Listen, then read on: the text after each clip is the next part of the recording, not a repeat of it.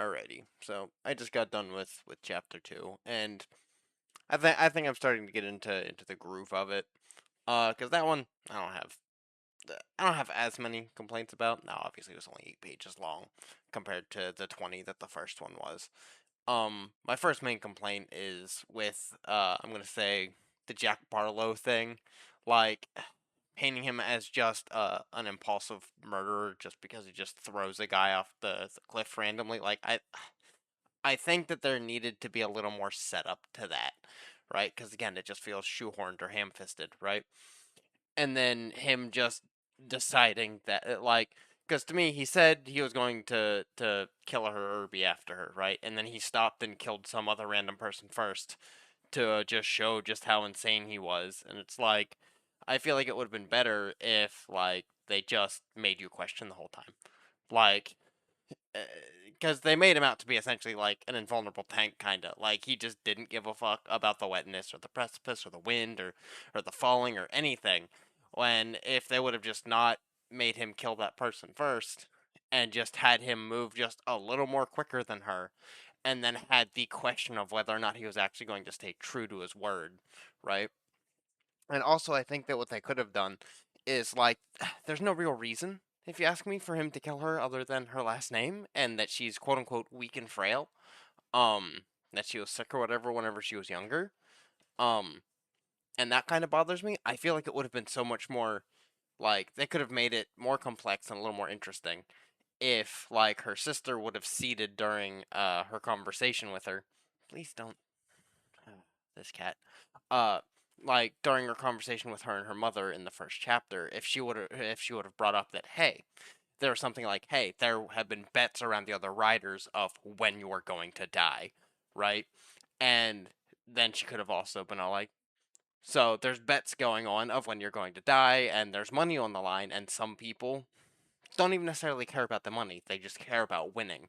So she could be all like, and I've seen them go pay people for less to do some shit such as this Jack Barlow. Essentially what I'm saying is him and his family could have been incentivized with money to kill her on this first trial because these riders are paid well and their ego and hubris incentivizes them to win now, right? They bet that she would fall off this precipice right now, right, the first thing, and die instantly. And they're sitting here going, we just want to win. So now they're incentivizing Jack and his family to throw her off this precipice, right? So that they can get money and be paid. And then this random rider, whoever's ego is stoked because they were right, and now she's dead, obviously, right? I think if they would have seeded that information in chapter one, right, been all like Mira coming up saying, hey, there are some bets and pools, there's money on the line and egos on the line. And then you have Jack Barlow say, I'm going to kill you. And then instead of just randomly throwing a guy off the edge, just have him move a little quicker than her. So that way, there's that tension. That way, there's that, and he doesn't have the hesitation that she does. So he doesn't have to just be this tank, but he's not hesitating. He's not fearing. He's not anything, because to him, he wants her dead, one for the extra money, but then also he's going to then, pass and do whatever. So he can be this arrogant prick with an agenda that we question, right? Being all like, is he actually going to? Is he actually being paid off by one of these people that was brought up earlier? Is this what's going on? I'm going to say, I just think that that could have been done better, right? I'm not, it's one of those, I read it and I wasn't a big fan, and I think that that's how it could have been seeded and done a lot better. Um, but that's just my opinion, right? One thing I can say is, so there was an exposition dump, right? From the main character Violet, and I think it was done really fucking well.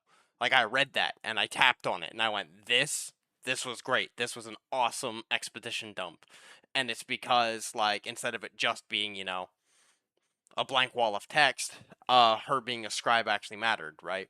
Because even I don't know the exact words, but it was I can't hold a tune essentially, and I don't know any songs, and I don't know anything, and I'm scared shitless, but I can't think about being scared, or I'll just pause, right?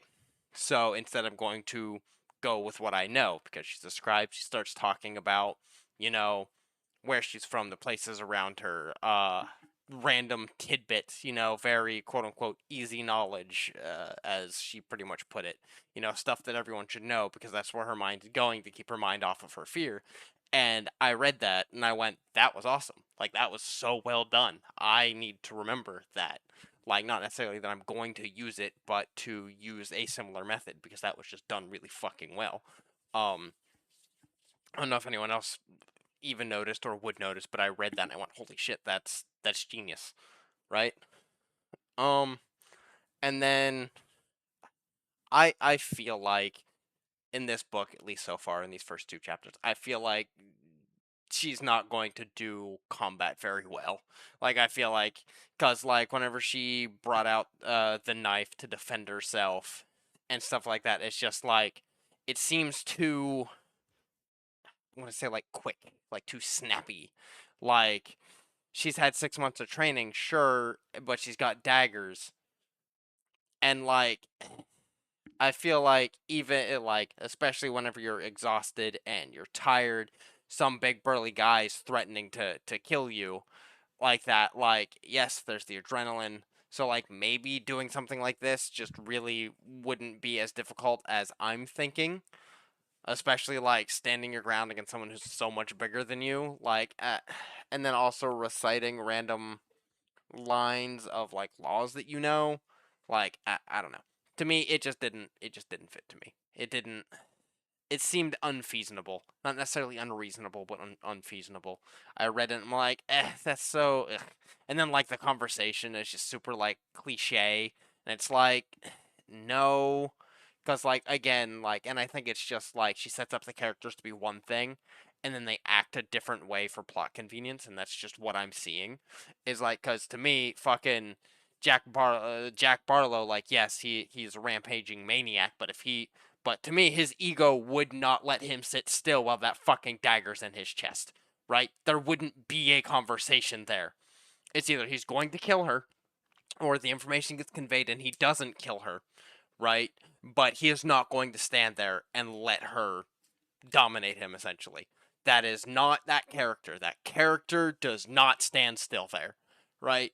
Because to me, while she's doing this and trying to, get information, he'd just be like, fuck no, and probably at least swing her to the fucking ground, especially because she's frail, right? Being all like, she's got this dagger in his chest, and it's like, probably before information even got out, there'd be that dagger in his chest, and he'd be like, nope, just grab her by the wrist and slam her down to the fucking ground at the very least, if not just whip her up and out the fucking precipice, because it's already been shown that, like, gravity doesn't affect him, essentially. Like, he's just built different, so he has infinite balance and infinite stamina and shit, so very clearly, like, to me, that character would have went, oh, you got down and you're pointing a knife, grab your wrist and you're gone. Like, that's just where my brain is. Like, yes, I know that wouldn't be very fun, that wouldn't, you know make a good story, but to me, you need to make the characters different then.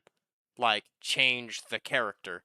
If that character doesn't lead to the outcome you need or want, that character shouldn't be there, right?